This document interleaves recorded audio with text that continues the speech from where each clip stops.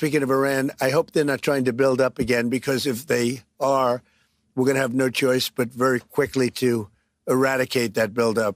ዛሬ የመካከለኛው ምስራቅ ሰማይ በበቀል ደመና ተሸፍኗል። የሰላም ሐውልት ከዚህ ቀጠና ላይ ከጥንት ጀምሮ እንደጠፋ ዛሬም ቢሆን የጥላቻው እሳት ከመሬት በታች እንደቀጠለ የምናይበት ዘመን ላይ ደርሰናል። ትልቁ ጥያቄ ጦርነቱ ማን ጀምሯል ሳይሆን መቼ ይጀምራል የሚል ሆኗል። አሜሪካው ፕሬዚዳንት ዶናልድ ትራምፕ የሰጡትና በአገር ውስጥ የዜጎች ተቃውሞ እየተናጠች የምትገኘው ኢራንን በቀጥታ በአዲስ ጥቃት ያስፈራራው ቃል የቀጠናውን የሞት ዘመን ወደ ሌላ ከፍተኛ ደረጃ ከፍ አድርጎታል። ትራምፕ ይህን አደገኛ ዛቻ የተናገሩት ከእስራኤሉ ጠቅላይ ሚኒስትር ቤንያሚን ኔታንያሁ ጋር በፍሎሪዳ ማር ኤላጎ ከፍተኛ ውይይት ካደረጉ በኋላ ነው። ትራምፕ አሉ አሁን ኢራን እንደገና የሚሳኤልና የኒውክሌር ፕሮግራሞቿን ለመገንባት እየሞከረች ነው የሚለውን ሰማለሁ። ይህ እውነት ከሆነ እናፈርሳቸዋለን፣ ሲኦል እስኪወጣ ድረስ እናፈርሳቸዋለን የሚለው በጣም የተጋነነና ልብ ሰቃይ ቃል ነበር። አሁን ደግሞ የኢራኑ ፕሬዚዳንት መሱድ ፔዜሽኪያን በበኩላቸው በማንኛውም ጭካኔ የተሞላበት ጥቃት ላይ የኢራን ምላሽ ከባድና ተስፋ አስቆራጭ ይሆናል ሲሉ የመጨረሻውን የመከላከል ቃል ተናግረዋል። ይህ በሁለቱ ኃያላን መካከል የተፈጠረው የቃላት ጦርነትም የዘመናችንን አስፈሪ ዕጣ ፈንታ በግልጽ ያሳያል። ውድ የኦርቢት ሚዲያ ቤተሰቦች እንደምን ሰነበታችሁ? የዛሬው ዝግጅታችን ትኩረቱን በዚህ የፍርሃትና የጥላቻ ቀጠና ውስጥ ከታሪክ የወረደውን ቁርሾ የ12 ቀናት ጦርነት ትዝታንና የቀጣይነቱን አደጋ ላይ አድርጓል። አብራችሁን ቆዩ። ቻናላችንን ሰብስክራይብ በማድረግ ቤተሰብ ይሁኑ።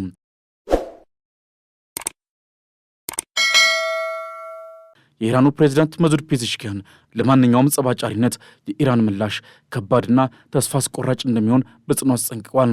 ሀገራቸው ለማንኛውም ጥቃት ምላሽ ሰጣለች የሚለው የፕሬዚዳንቱ ዛቻ የመጣው ትራምፕ ዋሽንግተን በኢራን ላይ ሌላ ትልቅ ጥቃት ልትፈጽም ትችላለች ብለው ከገለጹ በኋላ ነው።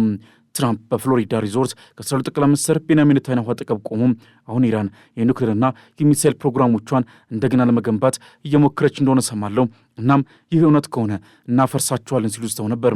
የአሜሪካው ፕሬዚዳንት ኢራን የረጅም ርቀት መሳሪያዎችን ማልማቷን ከቀጠለች የኢራንን የኒውክሌር ፕሮግራምና በሚሳኤል ተቋማቷ ላይ ወዲያውኑ የሚፈጸም የእስራኤልን ጥቃት እንደሚደግፉ ተናግረዋል። But if it's confirmed, look, they know the consequences will be very powerful. Maybe more powerful than the last time. Yeah. ኢራን የኒውክሌር መርሃ ግብሯን አሊያም የሚሳኤል አቅሟን እንደገና ለመገንባት ብትሞክር ፕሬዚዳንት ትራምፕ ተጨማሪ ወታደራዊ እርምጃ እንደሚወስዱ ካስጠነቀቁ በኋላ በማንኛውም ጸባጫሪነት ላይ በኃይል ምላሽ ለመስጠት ቃል ገብታለች። ፕሬዚዳንት ፔዜሽኪያንም ይህንን ማስጠንቀቂያ በኤክስ ገጻቸው ለወጡ ሲሆን የኢራን ዛቻ የተሰማው ትራምፕ ከእስራኤሉ ጠቅላይ ሚኒስትር ቤንያሚን ኔታንያሁ ጋር ተገናኝተው እንደገና የእስራኤልን ቀጠናዊ አመለካከት አጥብቀው ከደገፉ ከአንድ ቀን በኋላ ነው ሲል አሶሼትድ ፕሬስ ዘግቧል። የእስራኤል ባለሥልጣናት በቅርብ ሳምንታት ውስጥ በሲኖር በተደረገው ግጭት በእጅጉ የቀነሰው የኢራን ባለስቲክ ሚሳኤሎች አቅርቦቷን በድብቅ እየገነባች እንደሆነ ያላቸውን ስጋት እየገለጹ ነው። አሜሪካ ከኢራናውያን ጋር የባለስቲክ ሚሳኤል ፕሮግራሟን የሚያቆም ስምምነት ላይ ካልደረሰች ቴህራንን መጋፈጥ አስፈላጊ ሊሆን ይችላል ሲሉ የእስራኤል ባለሥልጣናት ተናግረዋል። ፔዜሽኪያንም ከዚህ ቀደም ሁኔታውን ከአሜሪካ እስራኤልና አውሮፓ ጋር የተደረገ የሙሉ ደረጃ ጦርነት በማለት ገልጸውታል። ይህም ከ1980ዎቹ የኢራን ኢራቅ ጦርነት ማለትም ከ1 ሚሊዮን በላይ ሰዎች ከሞቱበት ጦርነት በላይ የተወሳሰበና ከባድ እንደሆነ ተናግረዋል። ይህ ያሁኑ ውጥረትም ከ4 ወራት በፊት በሲኖር ተከስቶ ከነበረው አሰቃቂው የ12 ቀናት ጦርነት በኋላ ነው። የጦርነቱ መጠን ያን እስራኤል ከ360 በላይ የአየር ላይ ጥቃቶችን በኢራን 27 ግዛቶች ላይ ተሰነዝር፣ ኢራን ደግሞ 500 በላይ ሚሳኤሎችን ወደ እስራኤል በመላክ ምላሽ ሰጥታለች። ሮይተርስ እንደዘገበው የጦርነት 1100 የሚሆኑ ኢራናውያንን እነሱ መካከል 30 ከፍተኛ ጦር መሪዎችና 11 ኒውክሌር ሳይንቲስቶችን ገድሏል። ኢራን 1000 የሚገመቱ ባለስቲክ ሚሳኤሎችን ማጣቷም ተዘግቧል። ኢራን ያንን የሞራልና የቁሳቁስ ኪሳራ በበቀል ለመመለስ ቃል ገብታም ነበር። የትራምፕ አዲስ ማስጠንቀቂያ የሚያጠነጥነው ኢራን የኒውክሌር መርሃ ግብሯን እንደገና ለመገንባት እየሞከረች ነው በሚለው የስለላ ዘገባ ላይ ነው። ትራምፕ የኢራን የኒውክሌር አቅም ሙሉ በሙሉ ወድሟል ቢሉም ኒውዮርክ ታይምስና ሌሎች ባለሙያዎች ግን ኢራን የተደበቀ ዩራኒየም እንዳላትና በጥቂት ወራት ውስጥ እንደገና ምርት ልትጀምር እንደምትችል ይገምታሉ። የዓለም አቀፉ የአቶሚክ ኤነርጂ ኤጀንሲም ቢሆን ኢራን እስከ 60 በመቶ የሚደርስ ዩራኒየም እንዳበለጸገች ገልጿል። ይህም ወደ ጦር መሳሪያ ደረጃ ለመድረስ አጭር ቴክኒካዊ እርምጃ ብቻ ነው የሚቀረው። ኢራን በአንጻሩ የኒውክሌር እንቅስቃሴዋ ለሲቪል ዓላማ ብቻ እንደሆነ ደጋግማ ስትናገር በሚሳኤል መርሃ ግብሯ ላይ ለመደራደር አለመፈለጓን ገልጻለች። ትራምፕ የኢራን የኒውክሌር አቅም ሙሉ በሙሉ ወድሟል ቢሉም ባለሙያዎች ግን ቴህራን የተደበቀ ዩራኒየም ሊኖራት እንደሚችልና በወራት ውስጥ ምርት ልትጀምር እንደምትችል በመግለጽ አለመስማማታቸው ይናገራሉ። የኢራን ባለሥልጣናት ደግሞ ኪሳራዎች ቢኖሩም አገሪቱ ለግጭት የተሻለ ዝግጅት እንዳላት አጥብቀው ይናገራሉ። ፔዜሽኪያንም በቅርቡ በሰጡት ቃለ ምልልስ የኢራን ወታደራዊ ኃይሎች በመሳሪያና በሰው ኃይል ረገድ ከተኩስ አቁም በፊት ከነበሩበት የበለጠ ጠንካራ መሆናቸውን ተናግሯል። ጦርነቱን ኔታንያሁ እንደተጠራጠሩት የውስጥ አለመረጋጋትን ለመፍጠር ሳይችል ቀርቷል። ምንም አይነት ትልቅ ተቃውሞም አልፈጠረም። በቴህራንም የዕለት ተዕለት ኑሮ በቦምብ ጥቃቱ ጊዜም ቢሆን በአብዛኛው ቀጥሏል። የኢራን ፓርላማ አፈ ጉባኤ መሐመድ ባገር ጋሊባፍ በበኩላቸው ኢራን ራሷን ለመከላከል የማንንም ፈቃድ አትጠይቅም፣ የኢራን ሕዝብ ለማንኛውም ሰፊ ጠባጫሪነትና ክፋት የሚሰጠው ምላሽ ይቅርታ የለሽና ያልተጠበቀ ነው ብሏል። አሜሪካ ከዚህ ቀደም የቴህራንን የኒውክሌር ፕሮግራም ላይ በማተኮር እንጂ የሚሳይል አቅሟን ኢላማ እንደምታደርግ አልተናገረችም ነበር። ይህ ደግሞ ለእስራኤል የረጅም ጊዜ ምኞት የሆነ ጉዳይ ነው። ኢራን የኒውክሌር እንቅስቃሴዋ ለሲቪል ዓላማ ብቻ እንደሆነ ደጋግማ ብትናገርም የአሜሪካ ስለላም ሆነ የተባበሩት መንግስታት የኒውክሌር ተቆጣጣሪ ተቋም ከሰኔ ጥቃቶች በፊት የአቶሚክ የጦር መሳሪያዎች ምርት ማስረጃ አላገኝም። የዚህ ግጭት ስር በቅርብ ጊዜ የተዘረጋ አይደለም። እስራኤልና ኢራን በመሰረቱም የቀጠናው የኃይል ምሰሶች ናቸው። በተለይም ከ1979 የኢራን አብዮት በኋላ ኢራን የእስራኤልን ህልውና በአደባባይ በመካድና የሺዓ ታጣቂ ቡድኖችን በመደገፍ የጥላቻን ድልድይ ቀጥታ ወደ እስራኤል ድንበር ዘርግታለች። ይህ የረጅም ጊዜ የዘመን ተሻጋሪ ጥላቻ ሲሆን አንደኛው ወገን የሌላኛውን አጥፊ አድርጎ የሚመለከትበት የጥላቻ ካስማ ሆኗል። የአሜሪካን ትልቁ ሚና አሜሪካ በዚህ ፍጥጫ ውስጥ እንደ እሳት ማገዱ ናት። ትራምፕ ከኔታንያሁ ጋር ውይይት ማድረጋቸው አሜሪካ ሙሉ በሙሉ ከእስራኤል ጎን መሆኗንና የእስራኤልን የረጅም ጊዜ ምኞት በአሜሪካ ጥቃት ለማስፈጸም መዘጋጀቷን ያሳያል። ዲፕሎማሲ በጉልበት ፊት እንደ ጧፍ ነው እንዲሉ የአሜሪካንንና የኢራንን ድርድር ለማፍረስ አንድ ቃል በቂ መሆኑን ትራምፕ በግልጽ አሳይተዋል። ኢራን በሚሳኤል መርሃ ግብሯ ላይ ለመደራደር አለመፈለጓ ደግሞ በሲኖር የተካሄደው የ12 ቀናት አውዳሚ ጦርነት ከወራት በኋላ ዳግም እንዳይቀሰቀስ ስጋትን ፈጥሯል። ፕሬዚዳንት ትራምፕ ለሰነዘሩት ዛቻም የኢራን ጠቅላይ መሪ ከፍተኛ የፖለቲካ አማካሪ አሊ ሻምሃኒ በኤክስ ገጻቸው ላይ በሰጡት ምላሽ በኢራን ላይ የሚሰነዘር የትኛውም አይነት ጠባጫሪ ጥቃት ፈጣንና የከፋ ምላሽ ሰጥቷል ሲሉ አስጠንቀዋል። ትራምፕ ባለፈው ዓመት ሰኔ ወር አሜሪካና እስራኤል በኢራን ላይ በፈጸሙት የአየርና የሚሳኤል ጥቃት ለአገሪቱ የኒውክሌር ተቋማት ፈራርሷል ቢሉም ኢራን ግን የኒውክሌር ጦር መሳሪያዎችን እየገነባች አለመሆኑን ገልጻለች።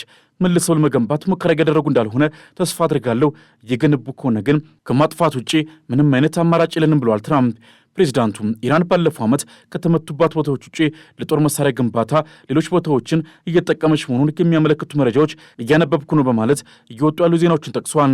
ባለፈው ዓመት ሰኔ ወር ላይ ለ12 ቀናት ዘለቀ ጦርነት ከእስራኤል ጋር ያደረገችው ኢራን የጦር መሳሪያ ተቋማቷን መልሳ እየገነባች መሆኑን የሚያመለክቱ ዘገባዎችን ማወገዝ የስነ ልቦና ዘመቻ እየተካሄደባት መሆኑን ገልጻለች። ጨምራም ራሷን ለመከላከል ሙሉ ለሙሉ ዝግጁ መሆኗንና አዲስ ጥቃት የሚሰነዘርባት ከሆነም በእስራኤል ላይ አስከፊ ውጤት ይኖረዋል ስትል ኢራን በጽኑ አስጠንቅቃለች። ፕሬዚዳንት ዶናልድ ትራምፕም ኢራን የኒውክሌር መርሃ ግብሯን ዳግም ለመገንባት ከሞከረች ዋሽንግተን ተጨማሪ ወታደራዊ ጥቃቶችን ልትሰነዝር እንደምትችል በማስጠንቀቅ ይህንን ዛቻ ከእስራኤል ጠቅላይ ሚኒስትር ቤንያሚን ኔታንያሁ ጋር በፍሎሪዳ ውስጥ ከፍተኛ ውይይት ባደረጉበት ወቅት አስታውቋል። ትራምፕ ንግግራቸውን በፓልም ቢች በሚገኘው ማር ኤሎጎ መኖሪያ ቤታቸው ላይ ያደረጉ ሲሆን ኔታንያሁም በኢራን በጋዛ የተኩስ አቁምና በቀጠናው ደህንነት ላይ ያተኮረ ሰፊ ውይይት ያካሄዱት ከወራት በኋላ የአሜሪካ ጥቃቶች የኢራንን ዩራኒየም ማበልጸጊያ ተቋማትን ኢላማ ካደረጉ በኋላ ነበር። ትራምፕ ለጋዜጠኞች ሲናገሩም ቀደም ሲል ተቋማቱ ወድመዋል የሚለው የአሜሪካ አባባል ቢኖርም የስለላ ሪፖርቶች ግን ኢራን ቀደም ሲል ከተመቱት ቦታዎች ውጭ የኒውክሌር ነክ እንቅስቃሴዎችን እንደገና ለመጀመር እየሞከረች ሊሆን እንደሚችል ጠቁመዋል። ፕሬዚዳንቱም ከዚህ ቀደም የአሜሪካ ጥቃት በሰኔ ወር ከተፈጸመ በኋላ የኢራን የኒውክሌር አቅም ሙሉ በሙሉና ፍጹም ተደምሷል ብለው ነበር። አሁን ግን የኢራን የግንባታ ጥረቷን ከቀጠለች የተሻሻለ እርምጃ የመውሰድ ዕድል እንዳለ በጽኑ አስጠንቀዋል። ከኔታንያሁ ጋር ከስብሰባ በኋላ በጋራ በሰጡት ጋዜጣዊ መግለጫ ላይ ትራምፕ ማስጠንቀቂያቸውን ደግሞ ኢራን ያደረገችው ድርጊት ከተረጋገጠ አሜሪካ በኃይል ምላሽ ለመስጠት ዝግጁ መሆኗን አረጋግጠዋል። ከተረጋገጠ አሉ ትራምፕ የሚያስከትለው መዘዝ ያውቃሉ። እናም መዘዙ በጣም ኃይለኛ፣ ምናልባትም ካለፈው ጊዜ የበለጠ ኃይለኛ ሊሆን ይችላል ሲሉ በጽኑ አስጠንቀዋል። ኢራን በማንኛውም ስፍራ የዩራኒየም ማበልጸግ እንደማስጀምር በተከታታይ ስትክድ በኒውክሌር መርሃ ግብሯ ላይ ከምዕራባውያን ኃይሎች ጋር ለመደራደር ክፍት መሆኗን አጥብቃ ትናገራለች። የኢራን የተባበሩት መንግስታት ተልዕኮ የትራምፕን የቅርብ ጊዜ ማስጠንቀቂያ በተመለከተ ለቀረበለት አስተያየት ወዲያውኑ ምላሽ አልሰጠም። አሁን ያለው ሁኔታ ከመቼውም ጊዜ በላይ አደገኛ የሆነበት ምክንያት ኢራን የጦርነት ስልቷን መቀየሯ ነው። የትራምፕ ማስጠንቀቂያ የሚሳኤል ፕሮግራምን ጭምር ኢላማ ማድረጉ ለእስራኤል የረጅም ጊዜ ምኞት የተሰጠ ወርቃማ ፈቃድ ነው። የእስራኤል ባለስልጣናት ኢራን ባለስቲክ ሚሳኤሎች አቅርቦቷን በድብቅ እየገነባች የሚል ስጋት ሲገልጹ፣ ሩሲያ በዩክሬን ላይ የጀመረችው ጦርነት በመካከለኛው ምስራቅ ላይ የጥላቻ ነበልባል እንደገና እንዳቀጣጠለው በግልጽ ይታያል። የኢራን ፕሬዚዳንት ፔዜሽኪያን በማንኛውም ጭካኔ የተሞላበት ጥቃት ከባድ ምላሽ እንደሚያገኝ መናገራቸው አሁን ኢራን ለተጨማሪ ጥቃት ዝግጁ መሆኗን ያሳያል። ፔዜሽኪያን ሁኔታውን ከአሜሪካ እስራኤልና ከአውሮፓ ጋር የተደረገ የሙሉ ደረጃ ጦርነት በማለት ገልጸው ይህም ከ1980ዎቹ የኢራንና የኢራቅ ጦርነት በላይ የተወሳሰበ ነው ማለታቸው ኢራን በምንም መልኩ እጅ እንደማሰጥ ያመላክታል። ከጦርነት ለመውጣት አንድ በር ነው፣ ወደ ጦርነት ለመግባት ግን 10 በሮች ናቸው እንዲሉ ኢራን ሁሉንም በሮች ከፍታለች። የትራምፕ ማስጠንቀቂያ የመጣው በእስራኤልና በሐማስ መካከል ያለውን ስሱግ የተኩስ አቁም ስምምነት ወደ ውስብስብ ሁለተኛ ደረጃ ከመግባቱ በፊት እንዳይዘገይ በሚፈለግበት ወቅት ነው። ትራምፕ የሰላም ሻምፒዮን መሆን ስለሚፈልጉ የእስራኤልና ሐማስ ስምምነት የፖለቲካዊ ውበት ይሰጣቸዋል። ነገር ግን ትራምፕ ሐማስ ትጥቅ መፍታት አለበት የሚለውን ዋና ሁኔታ ማጽናታቸው ሁለተኛው የሰላም ምዕራፍ በቀላሉ እንደማይሳካ ያሳያል። ፎሪን ፖሊሲ እንደሚጠቁመው በአሜሪካና እስራኤል እንዲሁም በአረብ አጋሮች መካከል ያለው ታላቅ ክፍተት የዓለም አቀፉ አረጋጊ የጸጥታ ኃይል ወራሪ ኃይል እንዳይሆን የሚፈራ በመሆኑ ይህ ስምምነት አሸዋ ላይ እንደተገነባ ቤት ሊሆን ይችላል። ኔታንያሁ የሙስና ክስ ላይ ይቅርታ እንዲደረግላቸው ትራምፕ መጠየቃቸው የግል ፖለቲካዊ ፍላጎት ከሀገር ደህንነት በላይ የመጣ መሆኑን የሚያሳይ የሞራል ጉድቀት መሆኗል እየተባለ ነው። ሮይተርስ የትራምፕን አዲስ የጥቃት ዛቻ የአሜሪካን የረጅም ጊዜ የኢኮኖሚ ጥቅም ለማስጠበቅ የሚደረግ እንደሆነ ይጠቁማል። ዋሽንግተን በዩክሬን መልሶ ግንባታ ላይ እንዳላት ሁሉ በጋዛ መልሶ ግንባታ ላይ የኢኮኖሚክ የበላይነትን ትፈልጋለች። ኢራንን ማስፈራራቱ ደግሞ ለእስራኤል የተሰጠ የኃይል ዋስትና ነው። ኒውዮርክ ታይምስ ጋዜጣ ደግሞ የእስራኤልን የኒውክሌር ምኞት በሚሳኤል መልክ የመደገፍ ፍላጎት ከግል ፖለቲካ ፍላጎት ጋር መያያዙ እንደ ዋናው የሞራል ውድቀት ይጠቅሳል።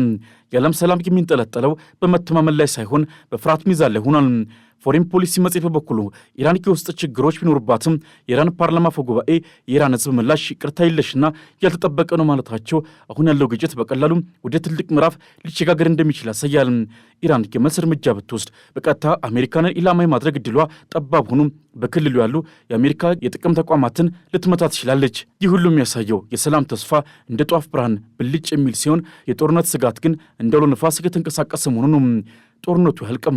አሁን ያለንበት ሁኔታ የጊዜያዊ እርቅ እንጂ የዘላቂ ሰላም አይደለም። ለዛሬ ያዘጋጀንላችሁ ሰፊ ትንታኔ ይህን ይመስላል። ሐሳብ አስተያየታችሁን ከታች ባለው የአስተያየት መስጫ ቦታ ላይ አስቀምጡልን። ቻናላችንን ሰብስክራይብ በማድረግ የደውል ምልክቱን መጫን አይርሱ። በሚቀጥለው ጊዜ እስክንገናኝ ድረስ ሰናይ ጊዜ ይሆንላችሁ።